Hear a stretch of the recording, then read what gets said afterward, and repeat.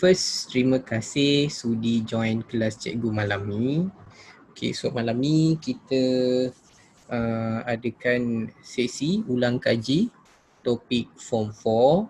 So semalam kita dah mula, semalam kita mula dengan bab 2, okay, Force and Motion. Ada a few yang cikgu nak cover, and hari ni kita akan masuk chapter 3. Okay, so kita akan masuk chapter 3.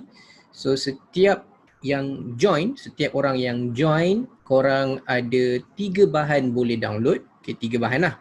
Bahan yang pertama, soalan. Okay, soalan ulang kaji. Ini contohnya yang kita dah bincang semalam. Alright.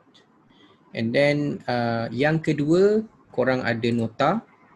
Okay, nota ni pula ada BM dengan BI. Okay, ada BM dengan BI terpulang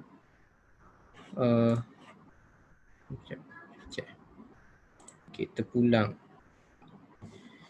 Video ni cikgu post dekat YouTube. Yes, cikgu post dekat YouTube, tapi YouTube yang dipanggil ni tau, unlisted.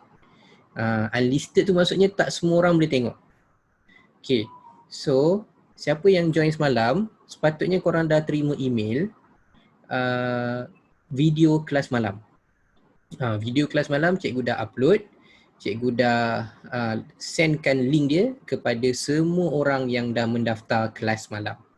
Okay, sama juga macam hari ni, siapa yang join kelas hari ni, cikgu dah send ke email link video dia. Okay, kalau kata tak dapat link video, korang check dekat email, mungkin dia letak dekat spam.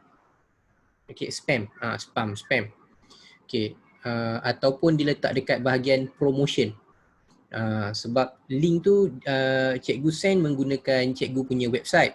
So bila cikgu guna website, kadang-kadang korang punya Gmail, korang punya Yahoo, dia anggap benda tu macam spam tau, macam orang saja hantar. Okay, padahal cikgu memang hantar untuk korang. Jadi check dekat situ.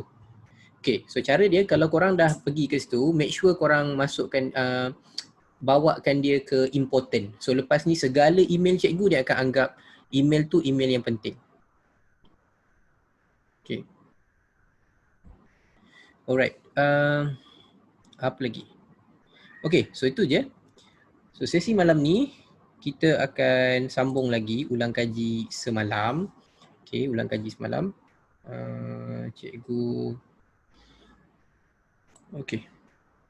So kita nak terus sambung ke soalan 8 ni dulu. Okay. Ni bab 2, cikgu cover sikit je bab 2, ada sikit lagi, which is impulsive force.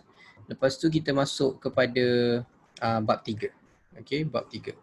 So kita ambil bab 2 dulu, sikit je. Sebab semalam kita tak habis cover bab 2. Siapa yang join sesi semalam, ada satu lagi yang kita tak habis cover, which is untuk topik ni lah.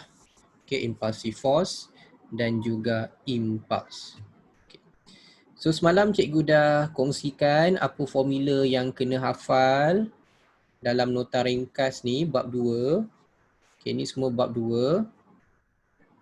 Force and motion 1, daya dan gerakan 1. So formula yang kena hafal untuk ringkasnya, sebab korang dah join semalam, kebanyakan lah, most of you. So siapa yang tak join semalam, nanti boleh message cikgu lah.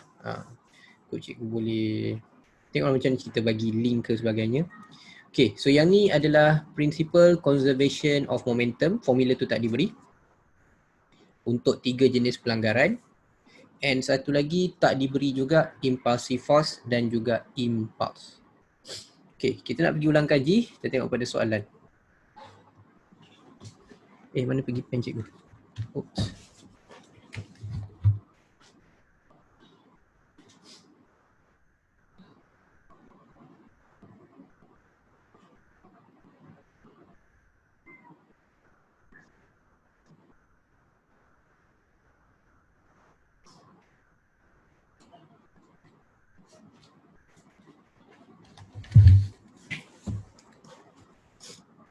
Okay, sorry.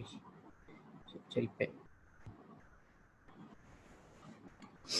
Nak pergi gitu. Alright, soalan nombor 8. Okay, kat sini. So diagram show two action, okay, diagram A and B show two action on landing activity by two athlete. Okay, ada dua orang atlet kat sini. Seorang dia landing dengan cara dia bend his leg. Okay, so yang ni dia bend his leg. Dia bengkokkan kaki dia. Okay, bengkokkan kaki dia. So yang second one tu dia terjun terus je. Okay, kaki dia tegak, dia tak bend. So both athlete jump from the same height and fall on the same ground. Okay, tinggi sama and then dia mendarat tu pun tempat yang sama. Okay, cikgu soalan 7D dan E kita tak bincang ya. Okay, 7D dengan E sebab tu sambungan semalam, sekejap lagi kita sambung. Kita ambil soalan baru dulu sebab ada yang join hari ni. Okay, ada yang join hari ni, so cikgu ambil soalan yang ni dulu, sekejap lagi kita patah balik yang tadi. Right? So kat sini. Okay, so both athlete jump from the same height and fall on the same ground. Nah, ini nak beritahu apa? Dia nak beritahu kalau dia ada same height, okay, so benda jatuh ke bawah disebabkan oleh gravitational disebabkan tarikan graviti. Okay, so dan dua-dua orang ni kalau tak ada rintangan udara, dia akan jatuh dengan same acceleration. Pecutan yang sama. Pecutan apa? Pecutan graviti. 9.81 ms negatif 2. Okay, that one kita assume no air resistance. Kita anggaplah tak ada udara. Okay, so dua jauh sama. So beza dekat sini, bila bend, apa efek dia sebenarnya? So bila dia bend kaki, dia berjaya, Englishnya adalah dia increase time of impact. So bila dia bengkokkan kaki, dia lambat sikit nak cecah lantai, so dia menambahkan masa pelanggaran.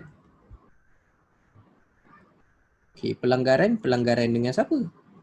Pelanggaran dengan tanah tu. Okay. So name the force that caused the athlete to fall down. Okay. Apa yang menyebabkan daya ditarik tu? Apakah daya yang menyebabkan atlet itu jatuh? Okay, daya apa yang buat dia jatuh? Okay, daya graviti. Jangan buat daya impuls. Okay, daya graviti. Kenapa bukan daya impuls? Okay, gravitational force. Sebab kita kena faham ada beberapa daya tau. Kita ada beberapa daya. Contohnya kalau macam kereta. Okay, contoh kata dia lukis kereta. Yang ke depan ni dia panggil thrust. Thrust ni pun force juga. Kalau kata ke belakang, kalau ke belakang dari tayar, friction. Okay, friction. Frictional force. Bahasa Melayunya geseran. Sorry. H hilang. Trust. Okay. Trust. Trust. Tak saya trust. Okay. So kalau bahasa Melayu trust tu tujahan. Tujahan. Okay, kita ada air resistant. Okay, kalau kata objek yang tergantung, contohnya tergantung. Tergantung dia buat T. T ni pun force juga. Tapi dia panggil tension force. Okay, so force ni sebenarnya ada banyak. Ada banyak nama. Tapi sebab dia force, dia Newton. Okay, gravity tarik ke bawah. Sebab dia force, gravitational force pun Newton. Okay, pun Newton. Kalau impulsive force, yang tu lain. Impulsive force, okay, impulsive force itu bila berlanggar. Berlanggar. Maksudnya orang ni akan ada impulsive force bila dia langgar. Bila dah jatuh. Okay, bila dia dah jatuh, bila dia dah langgar, barulah kita panggil impulsive force. Alright. So balik kepada soalan. Okay. So State the name of phenomena given to A1. Okay, apakah nama fenomena yang diberikan pada situasi A1? So dia jatuh ke bawah tu. So kita anggap dia jatuh tanpa ada gangguan udara, tanpa ada air friction, there's no air friction. So kita panggil dia jatuh bebas. Okay. Dia jatuh bebas. Bahasa Melayu bebas, jatuh bebas. Bahasa Inggeris maksudnya dia jatuh tu secara free fall. Bukan jatuh percuma. Jatuh free fall, tapi bahasa Melayunya bukan jatuh percuma, jatuh bebas. Okey. Oh, dah pandai dah semua ni. Tu Camelia jawab betul, Khalida jawab betul. Okey. Compare the impact. Yang ni lain. Okey, sekarang baru dia B, compare the impact. So impact maksudnya bila dia dah berlanggar. So bila impact kat sini, apa force yang terlibat bila dia berlanggar dengan tanah? Ini barulah impulsive force. Okay, baru impulsive force. So compare the impact on the athlete during the landing. So siapa lebih kesan hentaman, siapa yang lebih? So dalam kes ni, bila yang ni impulsive force, balik kepada formula, and cikgu beritahu semalam, formula untuk impulsive force dia tak bagi, is change in momentum over time. Okay, so kalau orang tanya atas ni apa? Atas ni change in momentum. Bahasa Melayu perubahan momentum. Okay, bahasa Melayu perubahan momentum. Okay, dan masa kat bawah ni dia bukan masa. Masa kat bawah ni yang tepatnya time of impact. Bahasa Melayunya masa kat bawah ni bukan masa tapi masa hentaman atau masa pelanggaran. So kalau dia tanya apa itu impulsive force, kena tambah perkataan ni. Bahasa Melayunya kadar perubahan momentum.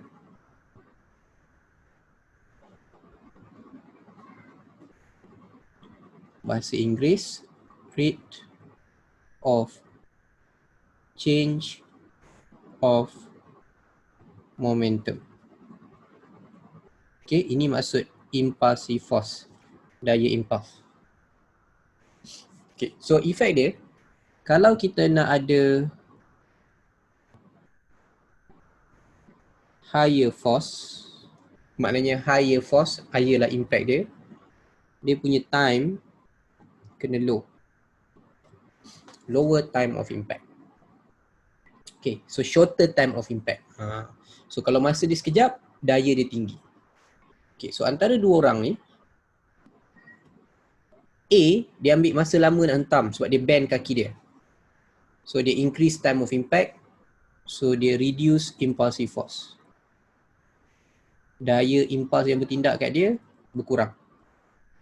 Okay, antara kaki dengan tanah nanti bila dia berlanggar, impulsive force dia rendah. Okay, tapi yang Raja B, sebab dia cepat langgar, so time impact dia shorter, pendek, so the force yang dia rasa besar. Okay, so compare the impact on the athlete during the landing. So compare, banding. So impact during landing, diagram B, higher than A.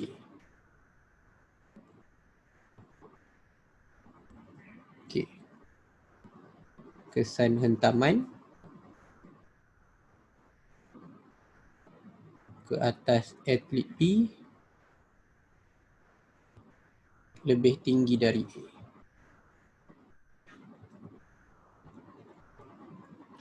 Okay, so itu dia suruh bandingkan hentaman je.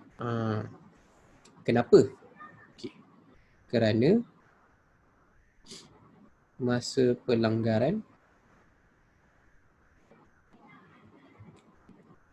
atlet B singkat.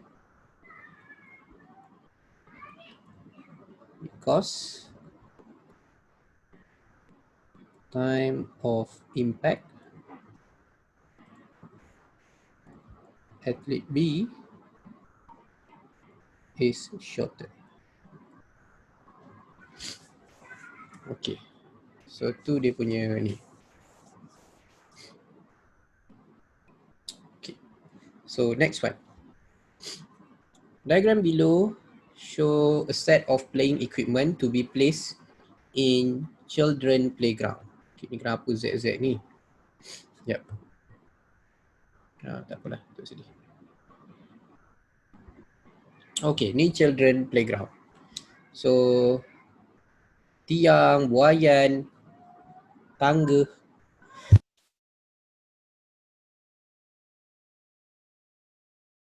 Okay, gelongso, tapak. Okay, dia dekat situ. So ni soalan nombor 8. Okay, kalau kata macam kita bincangkan semalam, nombor 8 adalah dekat soalan bahagian A. Okay, bahagian A, kertas 2 ada 8 soalan. And nombor 8 ni soalan yang terakhir dekat bahagian A. Okay, so dia akan ada soalan berbentuk macam ni. Kita kena pilih reka bentuk yang paling sesuai. Okay, so kita kena pilih reka bentuk yang paling sesuai. Alright, cikgu sihat, cikgu sihat. Tak, dia tadi cikgu mengemas bilik, so kena habuk. Cikgu tak boleh, cikgu ada apa?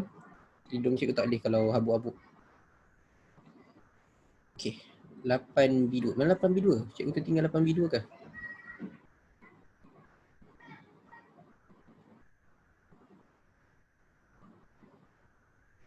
Alright. Cikgu, soalan 8B2 tu cukup ke jawapan tu sebab 2 markah? Okay, 2 markah. So kalau 2 markah, tambah sikit je. Masa pelanggaran atlet B singkat, daya impuls tinggi. Okay, because the time of impact atlet B is shorter, the impulsive force is higher.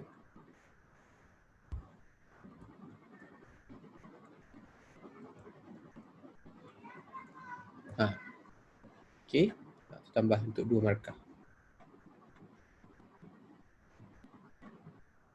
Alright. Okay, so balik pada mainan ni. Mainan tadi. Okay, yang ni. So bila soalan macam ni, dia macam anggap kita adalah orang yang, orang kata apa, macam engineer lah.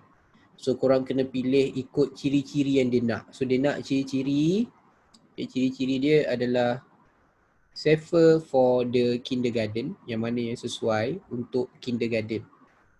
Okay. So ketinggian buaian, ciri tapak taman permainan, okay, and then material, right. So dekat sini, kalau korang pilih betul, dia macam kalau pilih betul, free 7 markah. Macam tu. Okay, tapi kalau pilih salah, banyaklah hilang markah. Sebab style soalan dia akan suruh kita pilih contohnya tinggi ke rendah. Okay, bagi tahu, contohnya kita bagi tahu rendah. So jawab rendah kenapa? 2 markah. Okay, rendah kenapa? 2 markah.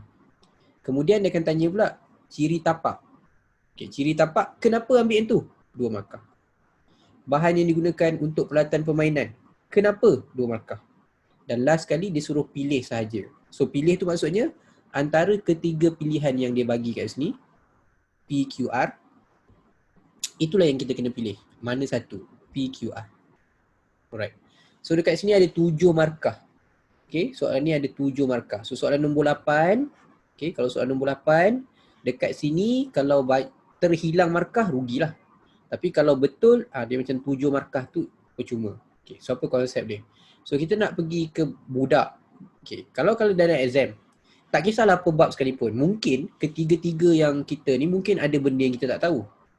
Contohnya budak-budak nak ambil buaian tinggi ke buaian rendah. Contohlah kalau tiba-tiba blur. Okay. Tapi kita boleh pilih pula ciri-ciri tapak taman permainan. Okay, kalau korang pergi taman permainan sekarang ni, dia letak apa? Dia letak konkrit ke atau bawah tu dia macam getah. So kita boleh pilih ikut kita punya knowledge. Mungkin kita tak tahu kotak yang pertama, tapi kita tahu dari segi kotak yang kedua. So kotak kedua kata kita, okay, kita kena ambil rubber ni. Automatic buang Q. Okay. So sekarang ni, contohnya, kalaulah, okay, kata yang paling tepat rasa-rasa mana? Korang rasa mana yang paling tepat untuk tapak permainan? Okay. P ke R? P tak sesuai. Selalunya kita akan pakai yang plastik. Sebab kita faham kat sini kindergarten Kindergarten. Kindergarten maknanya kalau korang tengok dekat apa tadika-tadika, kadang-kadang dia ada yang plastik tu, apa gelongso dia ada ni untuk kindergarten. Okay. So plastik. Right. Tapi katakanlah korang terambil P. Okay, kalau terambil P, korang akan dapat 4 markah dari 7. Okay, kenapa 4 markah dari 7? Sebab contohnya korang ambil tinggi buaian rendah. Okay, reason dia, sekejap lagi. Kata korang bagi tinggi buaian rendah, ada reason. Betul.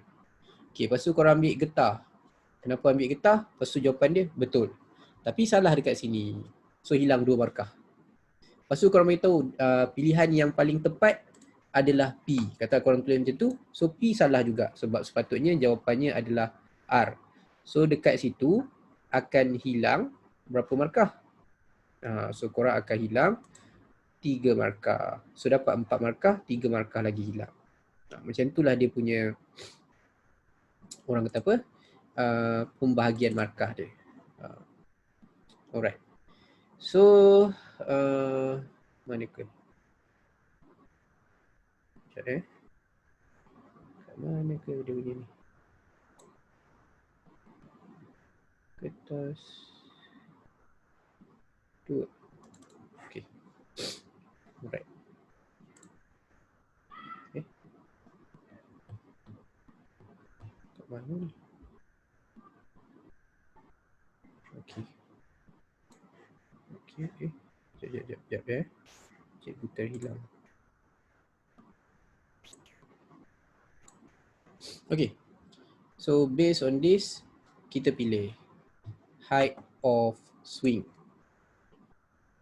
Okay, height of swing rendah.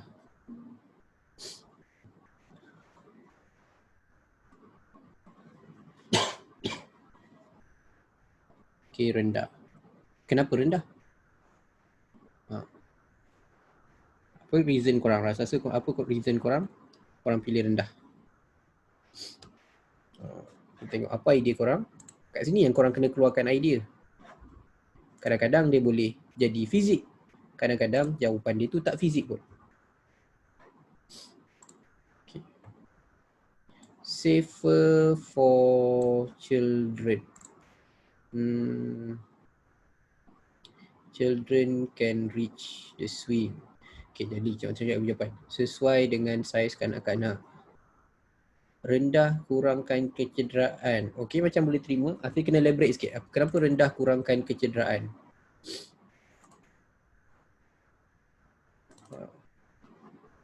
Rendah kurangkan kecederaan. Okay, kenapa rendah mengurangkan kecederaan? Minimize impact force. Okay. Macam boleh terima. Lower possibility of the child.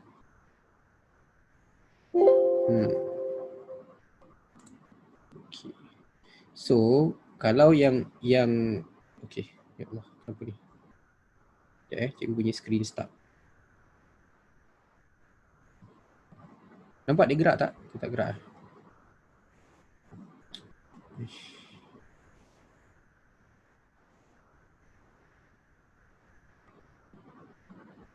Okay.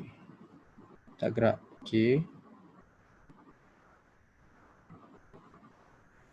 Okay. Sekejap. Okay, gerak tak? Okay, so kenapa yang ni mengurangkan? Yang boleh terima tadi, korang boleh tulis mengurangkan risiko. Itu boleh terima, mengurangkan risiko kanak-kanak dari jatuh. Okay, daya impas yang bertindak pada kanak-kanak ketika jatuh rendah. Yes, yang tu pun boleh terima. Daya impas. Okay, ni ada yang hantar private.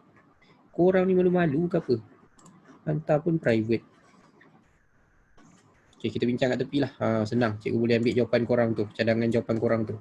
Okay, bila dekat sini, dia tak ada jawapan yang ni tau. Yang cikgu nak beritahu korang. Dekat sini, jawapan dia open end. Open end tu bermaksud, dia tak semestinya satu jawapan sahaja diterima. Selagi jawapan tu logik, mengikut hukum fiziknya, logik, so dia boleh diterima. Okay, lower possibility children falling from the swing ni pun boleh lah. Okay, tapi lebih tepat kalau kita tulis mengurangkan risiko. Okay. Okay, good. Yang seterusnya, kenapa kita kena ambil apa tadi? Pilihan yang kedua. Pilihan yang kedua adalah kenapa kita ambil lupa pula. Tapak. Okey, tapak dia. Tapak dia kenapa kita ambil getah? Kenapa tak ambil konkrit? Okey, so jawapan dia rubber. Okey, tapi kenapa rubber? Apakah pandangan korang? Kenapa rubber? Okay, so when children fall down, they won't be hurt easily. Tu tak boleh. Okay, kalau yang macam ni tak boleh. Sebab hurt easily, dia kalau jatuh cedera juga. Lebih lembut berbanding konkrit. Okay. Okay, ini antara jawapan yang boleh terima. Tapi kita boleh elaborate lagi. Okay. Apa lagi selain daripada tu? Bagi idea. Memanjangkan masa impact. Memanjangkan masa impak boleh. Kenapa memanjangkan masa impak? Kita tambah kat situ. Konkrit lebih lembut. Okay. Rubber, konkrit lebih lembut pula. Getah lebih lembut. Tambah ayat ni. Memanjangkan masa impak. Okay. Kurang risiko cedera. Kurang risiko cedera boleh diterima. Okay, minimize tripping factor and absorb more impact boleh diterima. Good. Bagus korang ni. Semua jawapan-jawapan yang bagus. Okay, itu semua boleh terima. Kurang risiko cedera. Kurang risiko cedera. Kurang risiko cedera apabila jatuh. Tapi kita tambah sikit lah. Kerana daya impasnya rendah. Okay, boleh juga tulis kerana daya impasnya rendah. Bila jatuh. Disebabkan getah yang lembut. Contoh. Okay. Yang seterusnya kita ambil plastik. Kenapa tak nak ambil tadi satu lagi apa? Besi Kenapa ambil plastik? Okay. Try to think. Kenapa ambil plastik? Tidak berkarat. Yes. Okay. Tidak berkarat. Betul-betul. Apa lagi? Plastik juga lebih lembut. Okay, so lebih lembut. Contohnya bila dia jatuh, terlanggar tepi gelongsor, tapi plastik, so lembut sikit. Tidak menyerap haba. Serap. Plastik serap juga haba. Tapi bukanlah penyerap haba yang bagus. Okay, tapi apa efek tak serap haba kepada budak? Kanak-kanak tidak panas ketika bermain. Panas juga. Okay. Dia bukan tidak menyerap haba. Term-term kena. Ni antara term-term yang bahaya korang pakai. Okay, kalau tulis tidak menyerap haba, kenapa dia salah? Tidak menyerap haba, ini maksud korang adalah dia langsung tak serap haba. Okay, dia langsung tak serap haba. Jadi lebih tepat kalau kita tulis, kalau kata nak cerita pasal haba lah, bukan konduktor haba yang baik.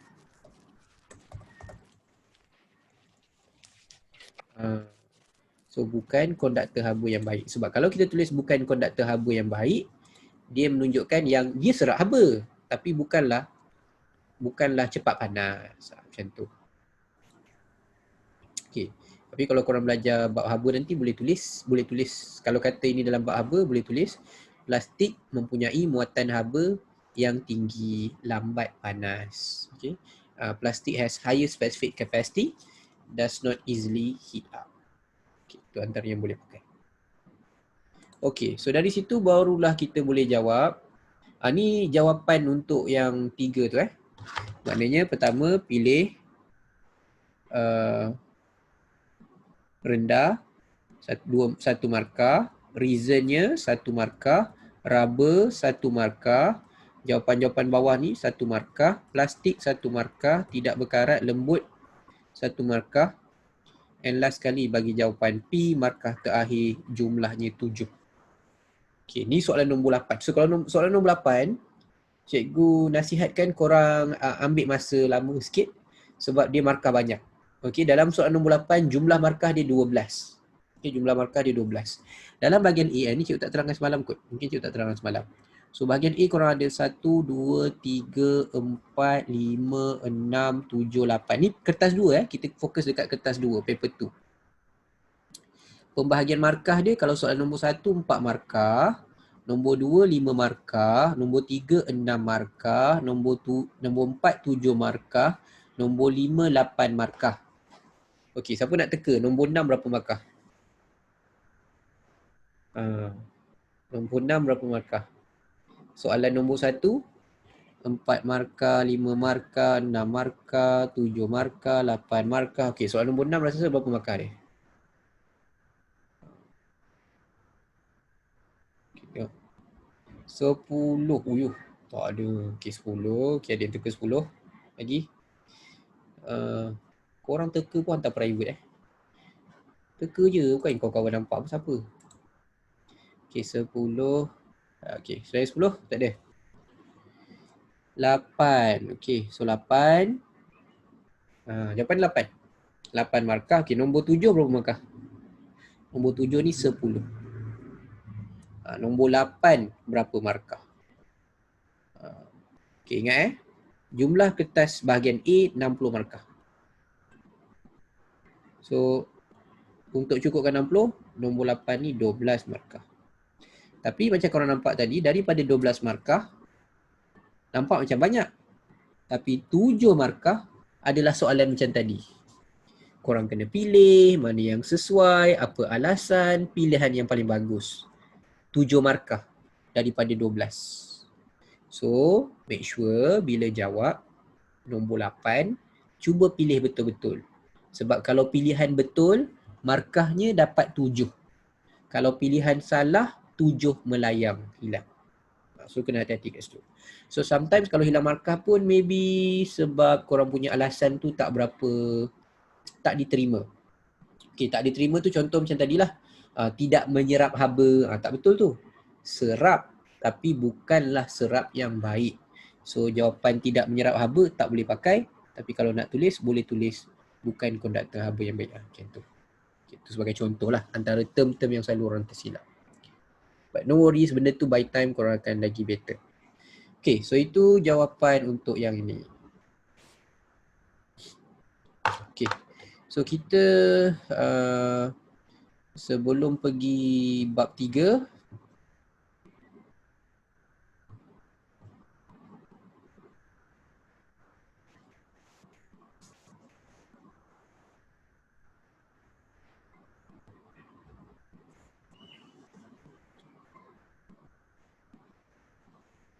okay. Kita pergi soalan sebelum tadi, yang nombor 7. Itu nombor 8 ni, nombor 7. Okay, nombor 7 ni sambungan semalam. Sebelum cikgu pergi bab 3 lah. Ni sambungan semalam, so kita tengok balik soalan dia. Soalan dia adalah orang ni, dia tarik troli and dia tarik dengan force sebanyak 200 Newton.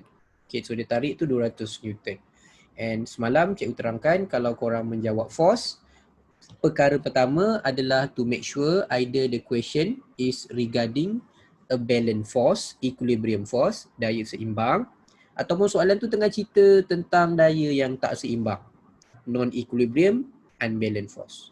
Okay, beza dia apa? Kalau seimbang, dia ada dua keyword ni, pegun, laju seragam, okay, stationary, constant velocity, yang mana tidak ada pecutan berlaku kepada objek. Objek tu mungkin tak gerak, korang tarik tapi tak gerak. Atau korang tarik, bergerak laju sama je. Itu bermaksud tak ada pecutan. Dayanya seimbang, jumlah dayanya kosong. Okay, kalau ada pecutan, dayanya tak seimbang. Salah satu side, daya lebih besar. Okay. So dekat sini semalam kita dah buat. Okay, walaupun dia tarik 200 Newton, tapi 200 Newton tu sengit. Jadi kita perlu mencari daya yang selari dengan arah objek bergerak. Maknanya objek tu, troli tu bergerak dalam paksi X. So kita kena cari daya dalam paksi X. Sebab dia bergerak dalam paksi X. So macam mana nak cari? Semalam cikgu dah terangkan, korang kena guna sama ada sin ataupun cos. So ini adalah matematik, teorem Pythagoras maybe. Bukan teorem Pythagoras. Trigonometri. Sin, cos, tangent, trigonometri. Okay, so semalam kita dah kira dia punya daya dalam paksi X adalah 128.56 Newton sebab kita guna cos. Okay. So daya seimbang adalah bila daya bersih dia kosong. Hitungkan, semalam kita dah kira 128.56 Newton. And then ni contohnya. Okay, so soalan C. As he pull the trolley move with constant velocity. So semalam cikgu terangkan kalau constant velocity maksudnya apa? Maksudnya objek tu gerak, laju dia sama, tak ada pecutan. Okay, so bila tak ada pecutan, daya dia seimbang. Bila seimbang bermaksud kalau daya ke kiri 128.56, daya ke kanan mesti 128.56 supaya sama, seimbang. So jumlah daya dia kosong. Okay, so bila jumlah daya dia kosong, berapa daya geseran? Daya geseran dia sama dengan daya Fx tu. Okay, so kenapa kita kata sama? Sebab bila dia ada keyword constant velocity, daya dia seimbang. Okay, so hari ni kita sambung page sebelah dia. Okay, based on the diagram, the man found that a few modifications should be made so that can pull the trolley with lesser force. Okay, lesser force than 200 Newton. Okay, apa dia perlu modify supaya dia boleh force dia kurang daripada 200 Newton. Maknanya senang sikit lah dia nak tarik. Apa dia perlu buat supaya dia lebih senang tarik? Bahasa mudahnya, apa dia perlu buat supaya dia lebih senang tarik? Okay. Alright. So, kita nak ambil pertama dia tanya berkaitan dengan tali. Kedua dia tanya tentang sudut tali. Ketiga dia tanya, tu yang lain lah. Okay, kita dua ni. Panjang tali dengan sudut tali. Okay, so kita ambil panjang tali dulu. So panjang tali kita nak ambil panjang yang lagi panjang ke lagi pendek? Okay. Lagi panjang atau lagi pendek?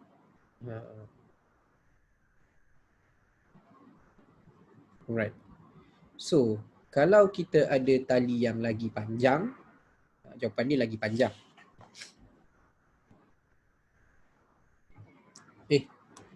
Length of tali longer lah. Cikgu kenapa nak ambil panjang? Okay, kita ambil macam ni. Tadi, bila dia berdiri macam ni, sebabkan tali tu pendek, macam korang lah juga. Kalau tali pendek, kita akan ada sudut yang besar. Contoh ikut soalan, sudut dia 50. Okay, sudut dia 50. Bila dia tarik, 200 Newton. Okay, tapi kalau tali tu panjang, dia tak akan tarik. Dia tak akan tarik macam ni. Kalau tali panjang, dia akan tarik macam tu. Okay, ni tali. Yang cikgu tanda kamera kat atas tu tali. Cikgu tanda biru lah. Ni tali. Ini tali. Okay, so kalau tali dia panjang, dia tak akan tarik macam dekat tau. Dia bila kalau tali pendek, so dia tarik tu rapat. Sudut dia besar.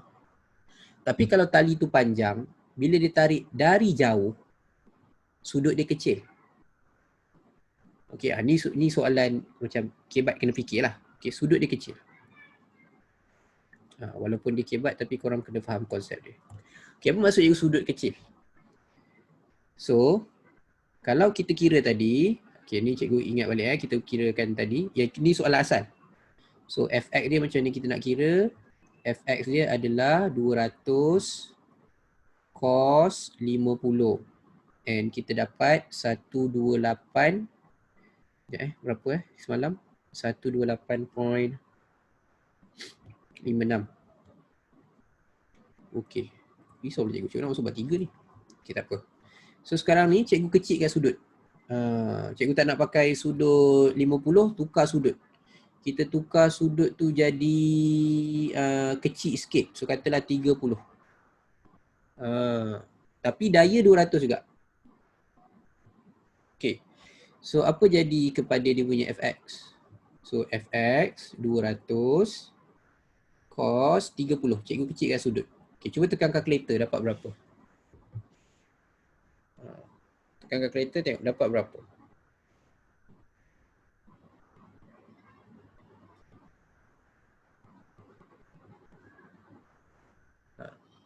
200 cos 30. Saya boleh tekan kalkulator 200 darab cos 30 and beritahu cikgu berapa jawapan dia.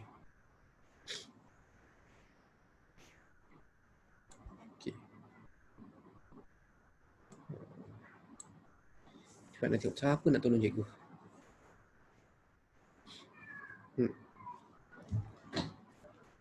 Korang tu. Okey, 1 Miss Rina, thank you. 100 Miss Rina pula. Kata cikgu je tukar nama. 173.2. Okey, nak tunjukkan apa? Kalau sudut dia kecil, daya dia lagi besar. Okey, sudut dia kecil, daya dia lagi besar. Tapi macam mana kita nak dapat daya lagi besar? Macam mana kita nak jadikan sudut tu kecil? Bila tali dia panjang. So bila tali panjang, sudut dia kecil, daya bertambah.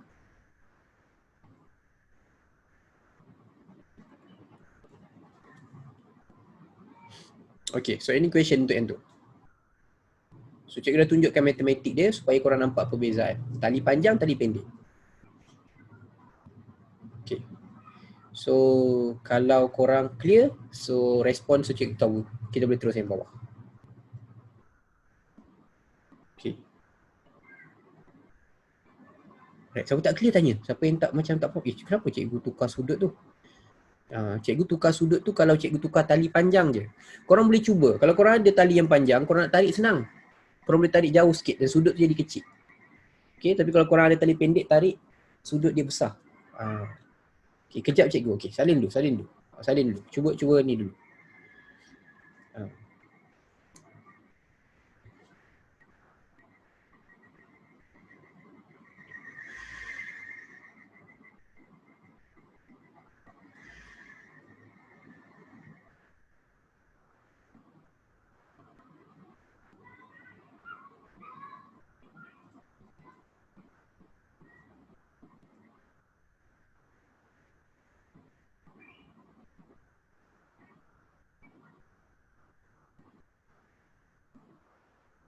Okay. Oh, okay, faham. Alright. Okay. So, kalau korang faham, kita pergi bawah. Bawah ni, the angle made by the rope to the horizontal. Sudut antara tali dengan komponen mengufuk. Sudut lah. Sudut nak ambil besar ke sudut kecil? Cikgu dah menjawab dekat atas. Kita mesti ambil sudut yang kecil. A smaller angle. Smaller angle. Okay. Kenapa? Dah kenapa pula? Okay, smaller angle. Kalau kita ada smaller angle, kita akan require smaller force. So kita perlukan daya yang lebih kecil. Okey. So salin dulu, cikgu nak cuba terangkan kat tepi. Okay. Sudut kecil require smaller force. Okay, memerlukan daya yang kecil. Sudut kecil memerlukan daya yang kecil. Okay, cikgu buat macam ni. Okay, kata cikgu tukar nombor lah. Cikgu tak nak letak nombor tadi, cikgu tukar nombor. Okay.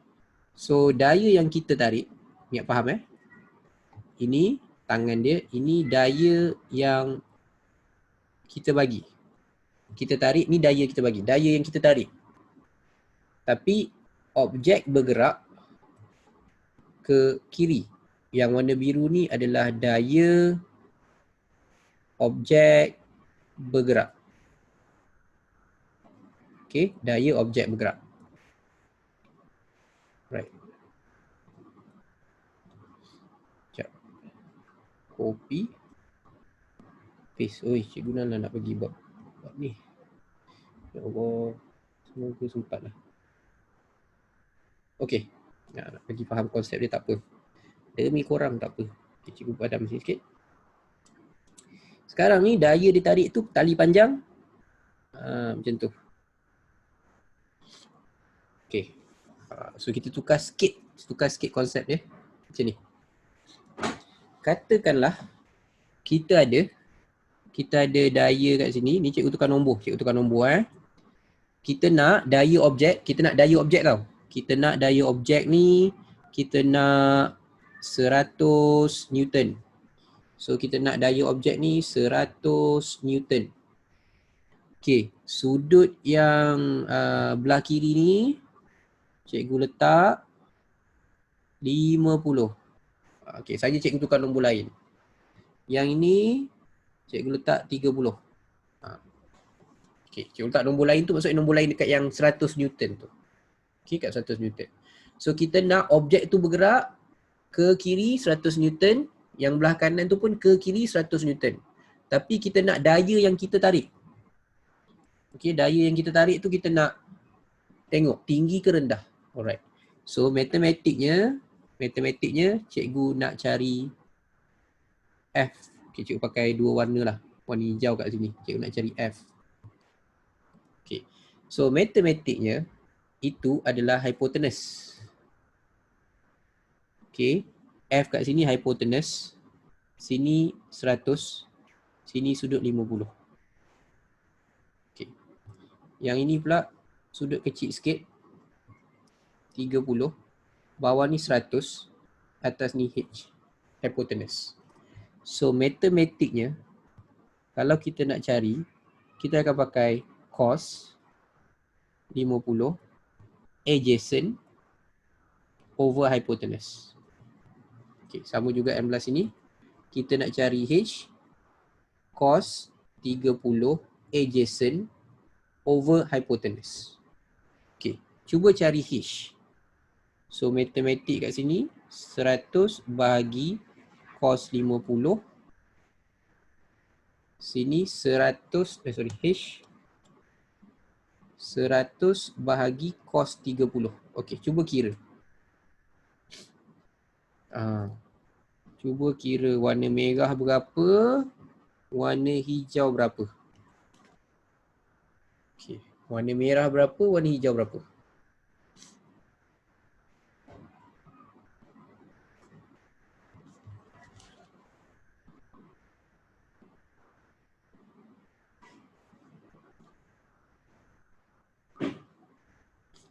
Okey, siapa boleh beri jawapan? Warna merah berapa, warna hijau berapa?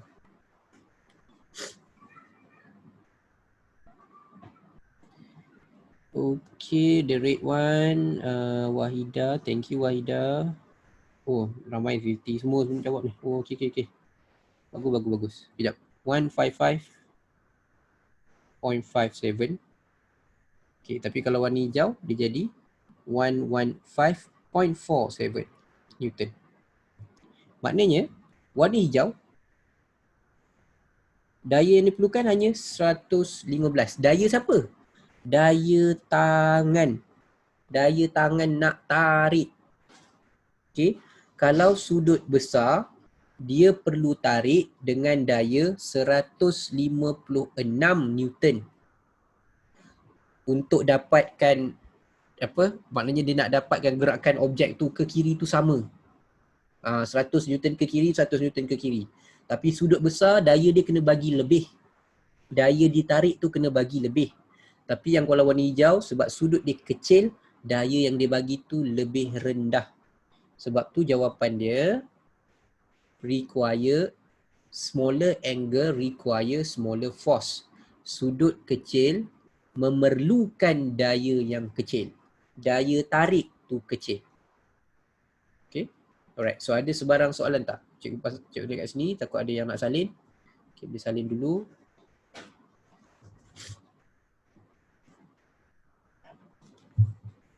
Okay.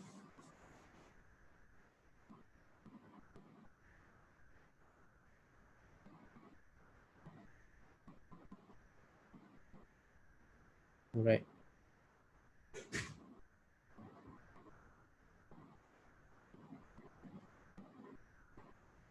Sempat kena masuk. Itulah cikgu nak masuk part 3 ni. So cikgu so min yang atas tu daya berkurang kan?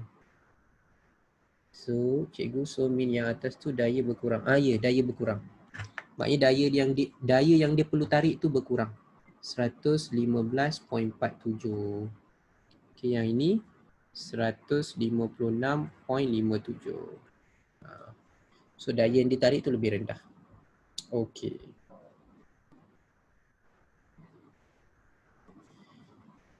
Okay, bawah now dia kata the applied force, last one. Yang atas cikgu tu daya bertambah. Mana? Okay, yang kat sini sudut kecil daya bertambah ni, daya bertambah pada troli.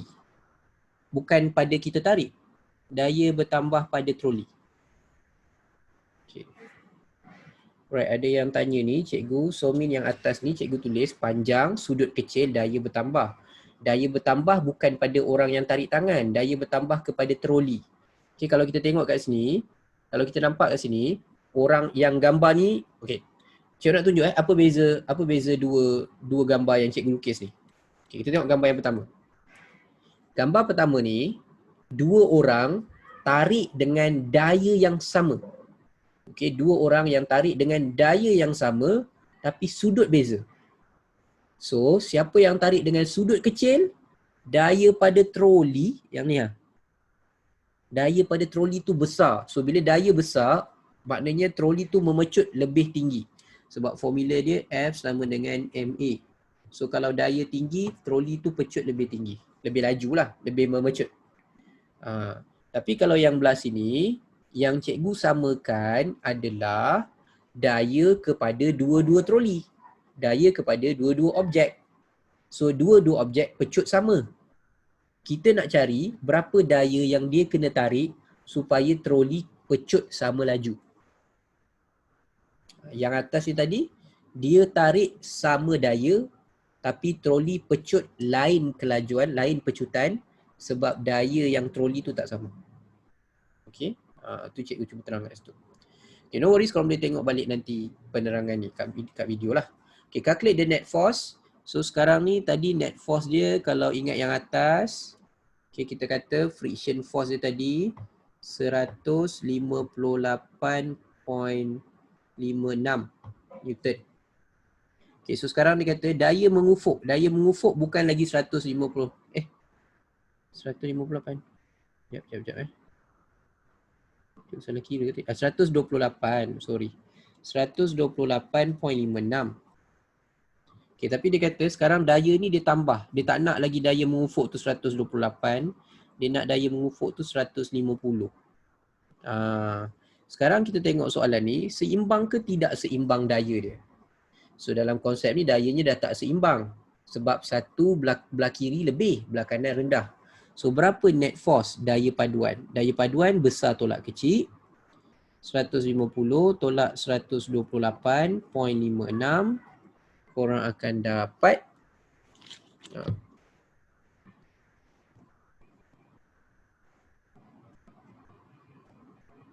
21.44 Newton. Okay. So berapa pecutan pula? So bila kita tahu yang ni tak sama, so ini adalah unbalanced, tak seimbang. So kalau tak seimbang, formula kita akan pakai F sama dengan MA. So M dia, soalan ni nak cari what is acceleration. So F dia yang mana? F dia yang atas ni, net force. Ni daya paduan dia 21.44. Jisim dia 30 kg. Pecutan dia nak cari. So acceleration dia 21.44 bahagi 30.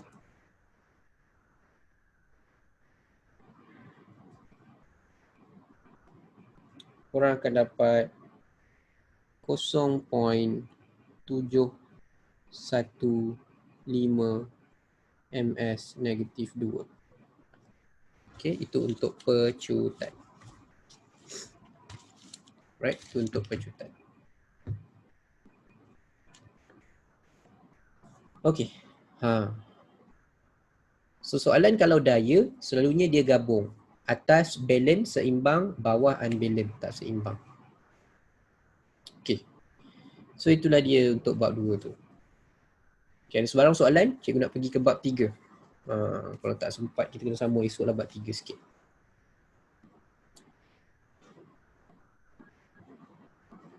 Okay. Ada ke siapa-siapa ada soalan nak tanya?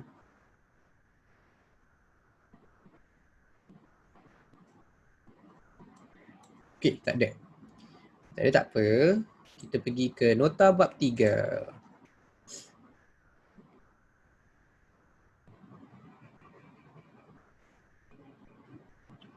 Alright, siapa nak minum air ke apa ke? Cikgu bagi seminit 2 sekejap Cikgu pun nak minum air sekejap. Cikgu ambil air sekejap.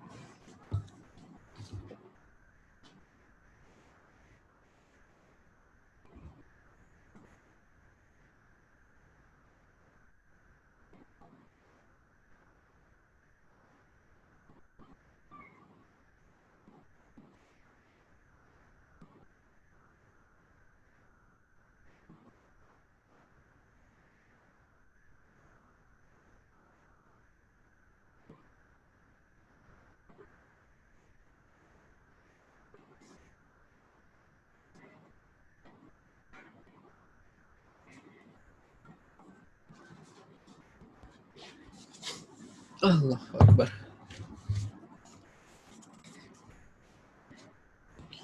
Okay guys. Alright. So kita pergilah kepada bab apa ni? Bab 3. Okay. So bab 3 dia tak panjang pun. 3 subtopik sahaja. Okay, 3 subtopik sahaja. 3.1. Okay, cuma 3.1 ni ada banyak persamaan. Okay. So hopefully korang boleh main dengan cikgu. Kita akan cuba buat soalan ni untuk topik ni. Okay, first adalah Newton gravitational Newton universal law of gravitation. Okay, Newton gravitational law, Newton universal law of gravitation. Hukum kegravitian semesta Newton. Okay, so Newton kata apa? Newton kata, contohnya kita ambil planet. Okay, planet ada 2 planet, ada berlainan jisim. Dan di antara kedua planet itu mesti ada jarak. Okay, so di antara kedua planet tu ada satu daya yang dipanggil sebagai daya tarikan graviti. Okay, gravitational force. So formula dia adalah FGm1m2 bahagi R, jangan lupa square. Okay, jangan lupa square. Jarak di antara dua center planet ni jangan lupa square. Okay. So dekat sini kalau korang tengok dekat formula ni, cikgu letak G tu warna merah. G warna merah maksud dia nilai G tu tak ubah. Okay. Nilai G tu tidak akan berubah. M1, M2 boleh ubah. Okay. Mass tu boleh berubah. Antara dua objek berlainan, objek-objek berlainan, mass berubah-ubah.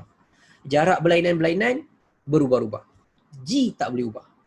So G dia bernilai 6.67 darab 10 negatif 11 Newton meter square kg negatif 2. Okay. So yang ini adalah satu nilai constant yang tidak akan berubah. Right? Selalunya nilai ni diberi. Okay, dia akan bagi. Nilai constant dia akan bagi. Nilai constant contohnya yang dia bagi, pecutan graviti 9.81 selalunya dia bagi. Okay, itu tak berubah. So yang kita perlu tahu adalah kalaulah product of mass tu maksudnya jisim objek nombor 1 darab dengan jisim nombor 2, kalau besar nilai darab dia, force dia besar. Okay, nombor 1. Nombor 2, kalau jarak dia antara planet tu, jarak dia rendah, okay, bukan planet lah, objek, jarak dia rendah, maknanya rapat. Kalau objek tu rapat, daya graviti dia pun besar. Okay, daya graviti dia pun besar. Dan seterusnya kat sini, cikgu ada tanda hashtag magnitude of force, magnitude daya di antara kedua-dua itu adalah sama. Okay, apa maksud dia? Maksud dia, contohnya lah, contoh, katakan korang kira daya tu korang dapat contohnya 25 Newton. Contoh. Okay. So dari M1 dayanya 25 Newton, daripada M2 dayanya sama 25 Newton. So kita belajar daya, kalau daya dia sama maksudnya apa? Seimbang. So kalau seimbang, apa jadi pada objek? Dia akan bergerak dengan laju seragam ataupun pegun. Tapi kalau kita cerita planet, boleh ke planet pegun? Tak boleh. Jadi dalam kes ni, planet tu akan bergerak dengan laju seragam. Okay, sebab daya dia seimbang. 25 Newton ke kanan, tolak 25 Newton ke kiri, dayanya seimbang. Okay, itu formula pertama. Formula kedua, untuk 3.1 ada 4 formula. Okay, formula kedua adalah mencari pecutan graviti. Okay, G kecil. Mencari pecutan graviti. G kecil. So, mencari pecutan graviti, kalau di permukaan bumi, kita dapat nilai dalam bab 2, 9.81. Mana dapat nilai 9.81 tu? Sebenarnya nilai 9.81 tu korang boleh dapat, korang darab G darab M bagi R kuasa 2. Okay, ni tengok cikgu tanda warna merah. G warna merah, M warna merah, R kuasa 2 warna merah. Maknanya nilai tu tak boleh ubah. Okay, apa nilai G, M tu? M tu jisim bumi, tak ubah. Radius bumi, okay, jejari bumi, tak ubah. N nilai G tadi, gravitational constant, tak ubah. Korang darab semua ni dan bahagi dengan R kuasa 2 akan dapat nilai ni. Okay. Tapi kalau contohnya dia nak tanya berapa pecutan graviti untuk contoh kat sini satelit. Okay. Satelit tu berada pada satu ketinggian. Jadi formulanya tukar sikit. G, GM over R, tadi R square. Sekarang kita tambah sikit dengan H. H tu adalah berapa tinggi daripada permukaan bumi kepada objek tu, kepada satelit, kepada planet, berapa H dia. Okay, so dia punya conclusion, semakin tinggi satelit tu, semakin jauh planet tu, dia ada nilai pecutan graviti yang rendah. Okay, kalau bawah ni nilai jauh jarak dia, pecutan graviti dia rendah. So dekat sini cikgu ada tulis, kalau DR di permukaan bumi 9.81 ms negatif 2. Kalau dia 2R, 2 kali radius bumi, pecutan graviti dia jadi 2.45. Kalau dia 3R, 3 kali radius bumi, pecutan dia jadi lagi rendah. Itu formula nombor 2. Okay, formula nombor 2. Alright. Setakat formula nombor 2 ada sebarang pertanyaan? Okay, jangan lupa square. Nombor 1. Itu perkara paling penting. Jangan lupa square. Sebab lepas ni ada formula yang hampir sama yang ini. Centripetal force dan juga centripetal acceleration. Okay, centripetal force, centripetal acceleration. Okay, centripetal force ni apa pula? Tadi dah belajar banyak force. Impulsive force lah, thrust lah, friction. Okay. Centripetal force is a force that act on the object bila dia berpusing. Okay, bila dia berputar. Rotation. Okay, rotation. Kalau bahasa Melayunya, ini adalah daya memusat. Memusat tu maksudnya berpusing. Daya memusat dan pecutan memusat. Okay. So formula untuk pecutan memusat yang ni. V square bagi R. V square tu apa? V tu laju. Okay, laju. Speed. Laju. Laju, squarekan laju dia, bahagi dengan radius. Okay. Dan kita belajar bab 2, F sama dengan MA. Tapi dalam bab ni, dalam topik ni, force tu menyebabkan objek berpusing. So bila berpusing, A tu digantikan dengan V square over R. Dapatlah formula yang sebelah sini. Okay. Hanya darab dengan M jisim. Macam cikgu terangkan semalam, M tu tidak boleh kosong. Okay, M tidak boleh kosong. Okay. So V tinggi. V tinggi ni maksudnya bila laju linear speed linear speed untuk satellite tadi ataupun planet tadi, linear speed dia laju, so dia akan berpusing. Tapi kalau linear speed dia rendah, dia akan jatuh ke bumi. Okay. Alright, and last one adalah nak mengukur jisim. Macam mana nak mengukur jisim matahari, jisim bumi, ini formula dia. Okay. M, mass. M besar kat sini, mass untuk planet. Okay, M besar. 4 pi, korang tahu 4 tu nombor, pi tak boleh tukar. Okay, berapa nilai pi matematik?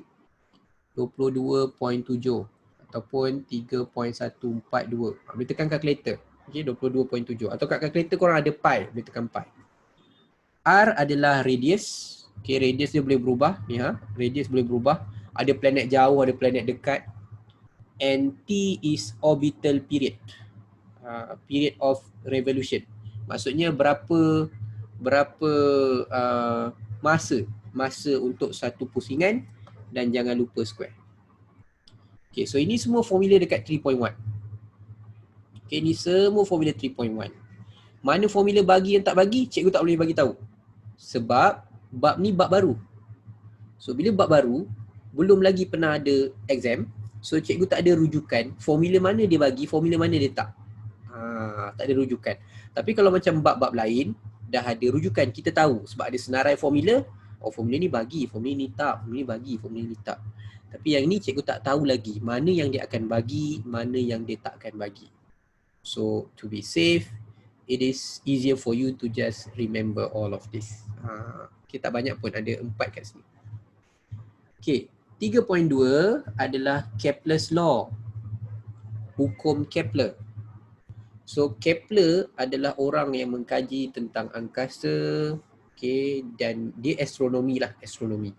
So dia kaji tentang gerakan planet dan sebagainya, dan dia keluarkan 3 hukum. Yang ini nak tak nak kena hafal. Okay, korang kena hafal ketiga-tiga hukum. Kepler first law, second law and third law. First law, second law tak ada formula. Okay, first law, second law tak ada formula. Cikgu ulang sekali lagi. First law, second law tak ada formula. Okay, first law dia cakap apa? First law, Kepler kata, contoh yang macam ni, bumi, contoh bumi lah, mengelilingi matahari. So kita ada kita punya orbit. Okay, orbit kita sebenarnya bukan bentuk bulat. Kepler kata, semua planet berputar tu bukan bentuk bulat. All planet move in elliptical orbit. Orbit kita bukan bulat, orbit kita berbentuk ellipse. So kalau ellipse dia tak macam bulatan. Bulatan hanya ada satu center. Okay, kalau korang nak lukis bulatan, cucuk kat tengah, pakai apa tu, jangka lukis tu, cucuk kat tengah and then boleh buat bulatan. Bulatan satu titik, satu center. Satu center. Tapi kalau ellipse, dia ada dua center. Okay, center pertama, center kedua. Dia ada dua center. So, Kepler kata all planet move in elliptical orbit. Bentuk tu ellipse. Dan matahari, sun, is at one focus. Maksudnya matahari tu mungkin duduk belah kiri ni atau matahari tu duduk belah kanan. Dia berada di salah satu daripada titik fokus. Okay, itu nombor 1. So, cikgu buat hashtag kat situ, orbit look almost round. Kita nampak macam bulat sebab major axis dan minor axis, maksudnya yang panjang dengan yang pendek tu tak nampak beza sangat. Okay, minor dan major axis, dia punya paksi tu tak nampak beza. Okay, tidaklah terlalu beza. Okay, Kepler second law pula. Kepler second law pun korang kena hafal. Okay, cikgu ambil ayat dia dulu. All line that connect a planet to the sun sweep out equal area in equal time. Okay, so dia sebenarnya macam ni. Planet ni dia berpusing mengelilingi. Okay, bila dia duduk dekat dengan AB, dia dekat dengan matahari. Tapi kalau dia bergerak dari CD, dia jauh dari matahari. Okay, cikgu ulang sekali lagi. Dia bergerak AB, dia dekat dengan matahari. Kalau dia bergerak CD, dia jauh dari matahari. Okay, apa efek dia? Kalau kita belajar force tadi, force G yang cikgu kata tak boleh tukar, mass nombor 1, mass nombor 2 bahagi R square. Okay, so kalaulah planet tu ada dekat sini, apa efek dia? Efeknya adalah jarak R ni pendek.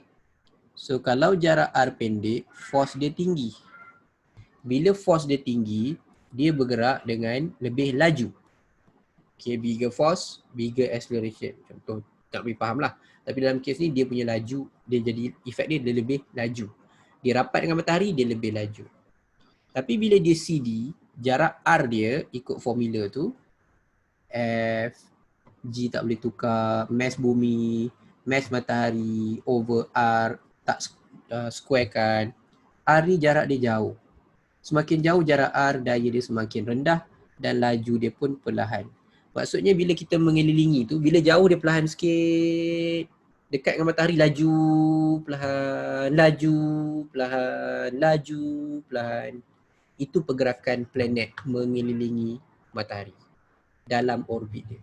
So dia kata, all line that connect a planet to the sun sweep out equal area in equal time. Okay, maksudnya, kalau cikgu tanda ni, luas ni, jarak AB sebab dia gerak laju, so AB ni jarak dia jauh. Okay, AB ni jarak dia jauh sebab dia gerak laju. Tapi CD ni jarak dia dekat. Okay, jarak jauh ambil masa sama dengan jarak yang dekat tu. So kalau dikira luas ni, which is kita tak belajar lah luas. Yang ni korang belajar nanti matematik, luas sektor. So dia punya area tu kalau diukur adalah sama. That's why dia kata all line that connect a planet to a sun sweep out equal area in equal time. Okay, ni nombor 2 sama juga korang kena hafal sebab dia tak ada formula. Formula dia, wujud dia dekat sini. Kepler third law. Okay, Kepler third law. So untuk Kepler third law, so contoh ni cikgu buat perbandingan dua planet. Dua planet lah, ada dua benda orbit matahari ada dua planet. Planet A, planet B. Secara logiknya planet A lagi rapat dengan matahari. So planet A rotate laju sikit. Tapi B tu jauh, untuk dia dapat satu rotation dia lambat sikit. Okay, dia lambat sikit. So time dia, period dia untuk yang B ni lambat. Untuk yang A ni cepat, period dia cepat. Masa dia pusing tu cepat. Okay. Tapi kenapa dia boleh pusing cepat? A pusing cepat sebab radius dia dekat. Okay, dia punya R ni dia dekat dengan matahari. B pusing lambat. Kenapa lambat? Sebab dia jauh. Okay, dia jauh. Sama kalau kata korang tawaf pun, tak just ni lah. Kalau kata korang pusing, siapa yang pernah pergi umrah nak pusing Kaabah. Okay. Kalau rapat dengan Kaabah cepat je pusing. Tapi kalau jauh daripada Kaabah, jauh. Lambat masa dia. Okay, tu konsep dia. Kita pusing tu memang kalau jauh, ambil masa lama. Okay, so Kepler kata apa? Kepler kata, kalau kita squarekan masa, kuasa 2 kan masa, nilai dia adalah directly proportional dengan kita kuasa 3 kan dia punya radius. So matematik dia panjang lah. Tapi at the end dia dapat ini formula untuk Kepler third law. Satu je formula. Maknanya dalam 3.2 Kepler's law ada tiga law, formulanya satu. Kat mana formula dia? Dekat Kepler's third law je. Okay, Kepler's third law sahaja. Alright. And yang ini ni lah. Ni kita cerita 3.2 tadi, 3.1 tadi kita ada cerita linear speed. Macam mana kita nak mengira linear speed, ada formula di sini. G darab M bagi R dia tak square. Okay, G darab M bagi R dia tak square. Tu saja, tak payah square. Okay, yang ni korang kena baca nanti, kena hafal perbezaan antara satellite geostationary dengan satellite non-geo. Okay, geostationary tu maksudnya satellite tu dia duduk orbit sama je. Dia tak turun, dia tak naik. Non-geo, dia boleh naik jauh daripada bumi ataupun dia makin rapat dengan bumi. So cikgu dah tunjuk kat sini tujuan. Kalau geostationary, dia duduk satu sahaja orbit, dia berpusing ikut masa bumi 24 jam. Tapi kalau dia non-geo, dia boleh pusing bumi cepat, boleh pusing bumi lebih lambat daripada 24 jam. Dia punya kegunaan pun berbeza. Kalau geostationary kita gunakan dalam communication. Macam sekarang ni kita berkomunikasi ni kan. Kita pakai satellite apa? Kita pakai satellite geostationary. Supaya apa yang cikgu cakap sekarang sampai sekarang. Okay. Same geographical location. And dia untuk communication. Okay, tapi kalau untuk tengok image bumi, GPS, weather, okay, GPS nak tengok jauh, itu kita panggil non-geo. Satellite ni kita panggil non-geo. Contohnya ISS.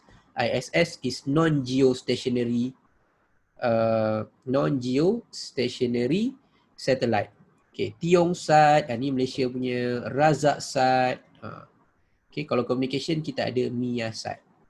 Right, tu Malaysia punya lah. And last kali adalah escape velocity. Ni pun formula dia tak ubah. Right. So kita nak pergi kepada soalan ni.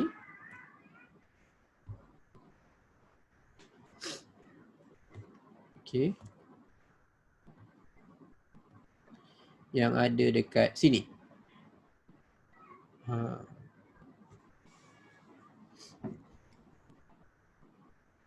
Okay. So diagram show an object A on the surface of the earth. So objek A tu berada di atas permukaan bumi. And object B at height h from the earth. Okay. So dia ada dua objek yang berbeza. Satu objek A. So nak bagi faham kalau kita ambil 2.1. Objek A ni ada jisim A. Bumi ada jisim bumi. So kalau kita nak cari force, nilai G yang tak boleh tukar, jisim objek A darab jisim bumi bahagi dengan radius bumi tadi kuasa 2. Okay, itu untuk A. Tapi kalau kata untuk objek B, okay, objek B dia akan jadi force nilai G yang tak boleh ubah, okay, 6.67 darab 10 negatif 11 Newton meter square, kg negatif 2, okay, darab dengan jisim objek B darab jisim bumi over R, radius bumi, campur dengan H, radius bumi ni. Okay, campur dengan H. Dan jangan lupa square. Okay, itu 2.1. Okay, itu 2.1. Okay, so dia beri kat sini.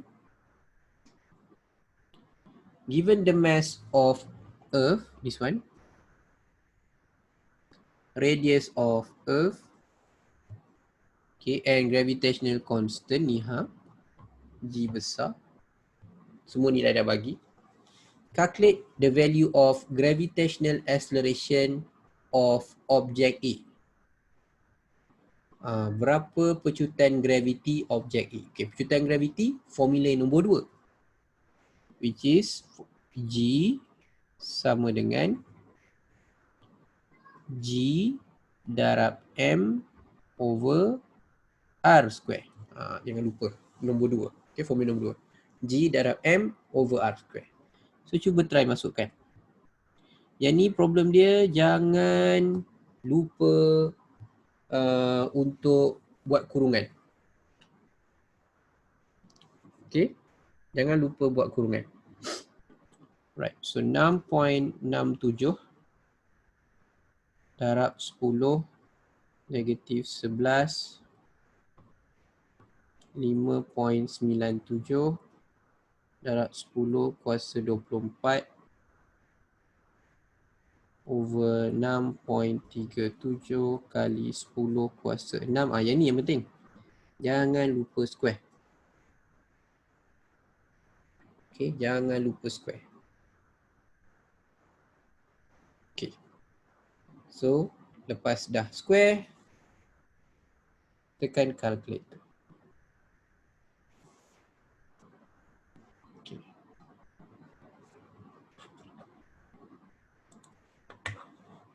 Alright.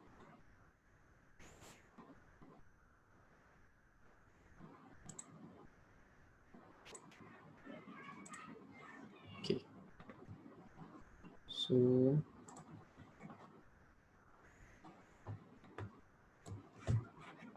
okay. So contohnya ini calculator. Jangan lupa tekan. Kurungan 6.67 darab 10 kuasa negatif 11 tutup kurungan darab dengan 5.97 darab 10 kuasa 24 bahagi 6.37 darab 10 kuasa 6 square. Right? Sama dengan 9.813. Okay, 9.813.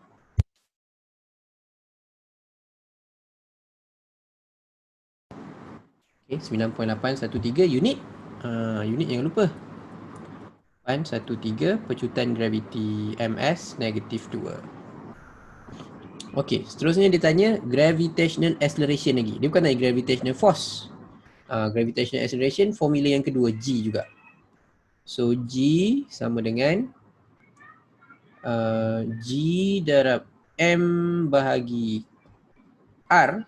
Okay, tapi jangan lupa R kat sini adalah R campur H square. Okay. So apa maklumat yang kita ada? Kita dah ada nilai G, kita ada nilai M. Okay, cuma kat sini yang kena hati-hati, ramai selalunya terlupa kan ni ha. Ni kilometer tau. Kilometer. So kilometer bermaksud 3, 4, 5, 1, 2, 3 meter. Ni dia punya H. Okay. So sama juga kita masukkan 6.67 darab 10 negatif 11. 5.97 darab 10 kuasa 24. Okay, radius bumi 6.37 darab 10 kuasa 6. Tambah, ni kena tambah dulu 10 kuasa 6 tambah dengan H.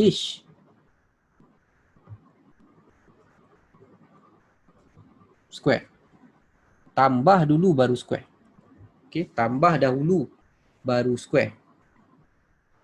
So tambah dahulu baru square, kita akan dapat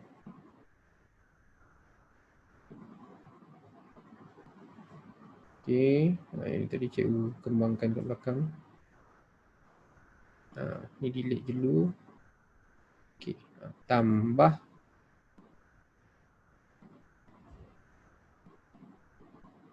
$345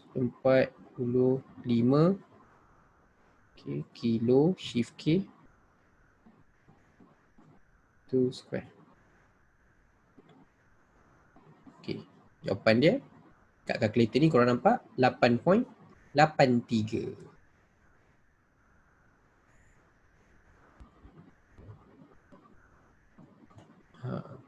Maksudnya apa?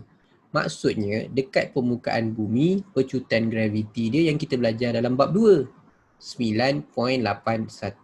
Tapi kalau macam objek jauh, planet ke ISS ke apa-apa yang ada kat atas, satellite, okay, geostationary ke non-geostationary ke, asalkan dia dekat atas, dia ada jarak. So semakin jauh jarak dia, pecutan graviti dia pun berkurang. Okay, the further the distance, lagi jauh dia naik, pecutan graviti dia makin rendah. Okay. So, seterusnya. Diagram show a satellite at 356,830 km height. Tinggi tu. 356,830 km. Tinggi tak tinggi? From the surface of Earth, calculate the mass of Earth if the period of orbiting the Earth is 86400 second. Okay, dia nak pusing bumi, dia hanya ambil masa selama 86,400 saat. Tu sekali pusingan lah. Okay, satu pusingan, satu orbit, satu kali pusingan. Okay, dia bagi radius of Earth bagi, G dia bagi, soalannya adalah calculate the mass of Earth. Cari jisim bumi. Okay. So, ikut nota tadi, kita ada, korang kena bezakan. Maksudnya yang pertama ni adalah gravitational force. Kalau dia tanya gravitational acceleration, yang ini. Okay, yang ni adalah gravitational acceleration. Kalau yang atas ni pula, centripetal force, centripetal acceleration. Daya memusat, pecutan memusat. Kalau cari jisim matahari, jisim bumi, ini formula dia. M sama dengan 4 pi kuasa 2 R kuasa 3 GT square. Okay. So kita cuba tengok soalan.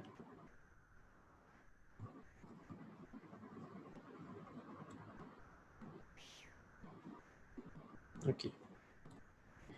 So untuk cari jisim tadi, jisim sama dengan 4 pi R cube over, okay, over GT square. Okay, pi square over GT square. Okay, tu maklumat dia. Nak cari mass. Nak cari mass. So, kita carilah. Okay. So, ikut maklumat yang dia ada, 4 darab pi 22/7 square. Okay, and then didarab dengan R. R kat sini. R cube. Okay, R dia macam mana? Okay, R dia dekat sini. Kita tak boleh ambil radius bumi je. Okay, kita tak boleh ambil radius bumi je. R dia kita kena ambil 6.37 6370 km. Okay, 6370 km tambah dengan 356,830 km. Okay. So kita kena tukar meter. Okay, kita tambah and then kita tukar meter. So divide by, okay, jangan lupa cube dulu, kuasa 3 bahagi dengan G, jangan lupa nilai G 6.67, 10 kuasa negatif 11. Okay, darab dengan T. Okay, period dia berpusing adalah 86400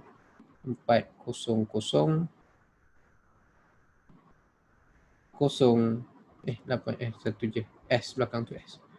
Okay, saat. Tapi saat dia kena square. Okay, tu yang kena hati-hati. Okay, so cikgu buat satu matematiknya satu persatu. Pertama kita tambah dulu. Okay, cikgu tambah dulu. 6, 3, 7, 0. Okay, 6, 3, 7, 0. Okay, Ya Allah, 6370 campur 35683 kosong. Okey. Ini baru dalam kilometer. So kita nak tukar kepada meter. So kita nak tukar meter, tambahlah lagi. Sebab kita nak tukar meter darab 1000. So tambah lagi 3 kosong. Okay, so 4 darab 22/7. Okay, kat sini cikgu tambah dulu. 36 3200 123 meter. Okay. So 22/7.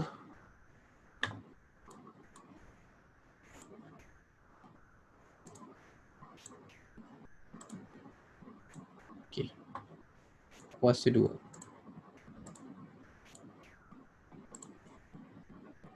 9.88.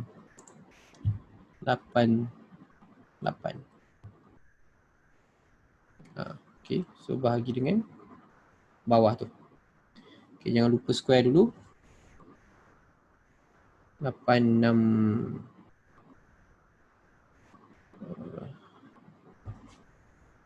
86400. Okay.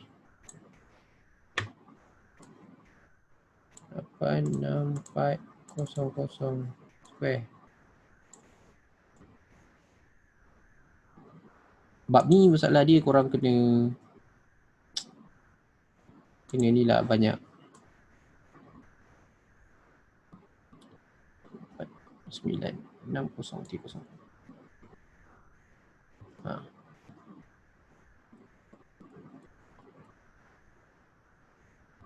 Okey. So selesaikan.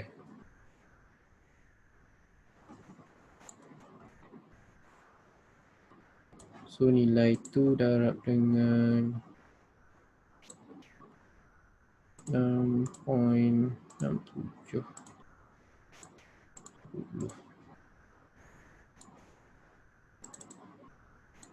Okay.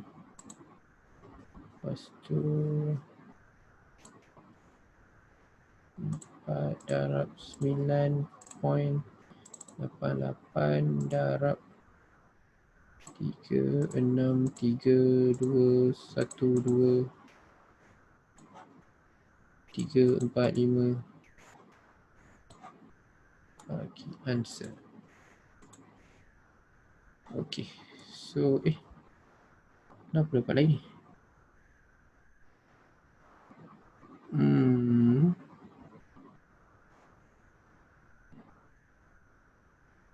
2.9.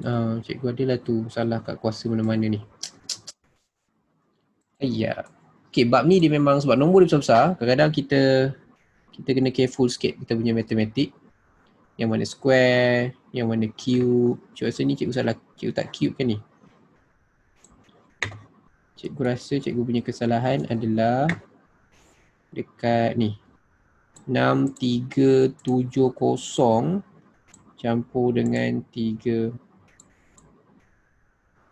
kilo campur dengan 356.830 kilo.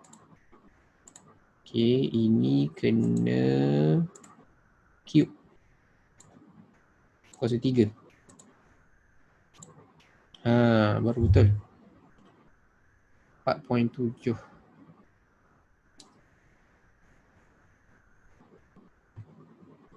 9, 10 kuasa 25. Okey. Okey, darab dengan 9.88 darab 4 bahagi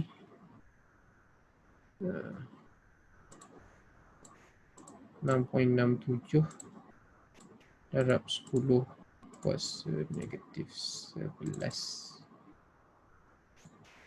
darab 746 496 1234 3.8. Okey, dapat dah. 3.8 darab 10 kuasa 27 kilogram. Berdasarkan maklumat yang kita ada, maklumat daripada satellite tu, okay, dia dapat tahu yang based on that calculation, the mass of the earth is this. Okay, and earth is expanding. So dia expanding. Tapi tak adalah, kita tak belajarlah sedetail tu untuk bab ni. Tak adalah sampai detail tu. Okay. Alright. So sebenarnya kat sini kita boleh juga cari, kita boleh cari force kalau kita nak carilah. Sebab force G M1 M2 bagi R square. Okay. So kita R square tu cikgu buat ni. Radius bumi campur tinggi kuasa 2. Make sure kuasa 2. Okay, kita ada nilai G, kita ada GCM bumi dah, GCM satellite je tak ada. Okay, and then radius bumi ada, tinggi ada. So kalau kita ada GCM satellite, kita dah boleh cari dia punya force. Okay, kita boleh cari dia punya force. So basically kalau kita cari force, lengkaplah topik 3.1. Macam tu. Okay. Cuma untuk bab 3 ni, make sure sekali lagi, make sure korang kena untuk 3.2 ingat 3 law and make sure korang boleh bezakan formula. Walaupun nampak macam banyak tapi formula dia tak jauh beza.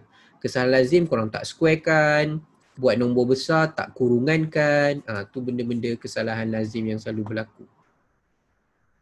Alright. Ni korang tak ada respon apa-apa ni, cikgu risau. Okay, anybody want to respond anything? Ada tak? Anyone? Kalida ke? Siapa lagi? Siapa ada ni?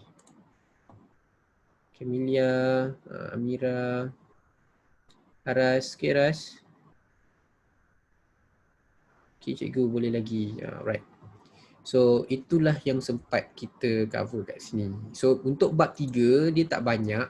And cikgu pun tak ada banyak contoh. Okay, sebab dia macam ni. Yang ini, topik ni bab baru. Okay, bab baru nombor 1. Sebelum ni, bab ini ada dalam STPM. Ni sebelum ni bab STPM ni. Okay, bab ni adalah STPM. So cikgu nak ambil soalan STPM, turun pergi soalan SPM, tak semua boleh turun. Tak semua boleh diturunkan. Sebab ada soalan STPM yang orang kata apa, agak advance. Tak sesuai dengan silibus yang korang belajar. So kalau ada lagi nanti, cikgu akan cuba bincangkan lagi. Okay, so basically untuk bab 3, yang penting korang kena ingat untuk 3.1, ada 1, 2, 3, 4, 5 equation. Untuk 3.2, Kepler's law, hafal 3 Kepler's law. The only equation yang ada adalah dalam Kepler third law. And last kali 3.3, korang kena banyak baca. Dia berkaitan dengan satellite. Jenis satellite, nak kira laju satellite berlepas, okay, escape velocity, nak berlepas ke angkasa tu berapa speed dia. Okay, contoh kat sini, untuk escape daripada permukaan bumi, kena selaju ni, laju ni. Kena 11,200 meter dalam masa 1 saat. So tu susahlah nak dicapai. Okay. Alright. So kalau korang boleh tampar member korang dengan kelajuan macam ni, member korang pun akan terbang ke angkasa. Kalau boleh lah, kalau boleh. Okay, so tu cerita dia. Cikgu stop dulu. Alright. So itulah dia untuk sesi kita malam ini. Okay, ada sebarang soalan last yang korang nak tanya cikgu?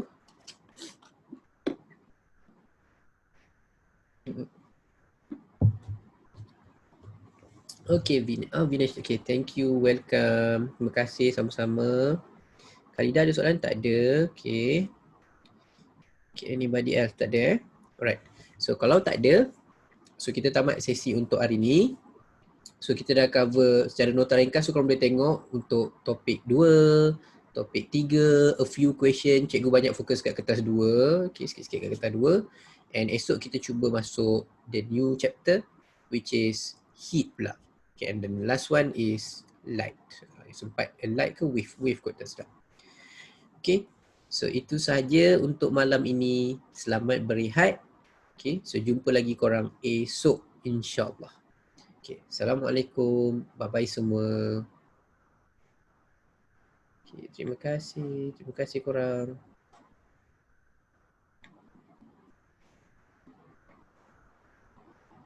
Thank you. Welcome. Welcome Irfan.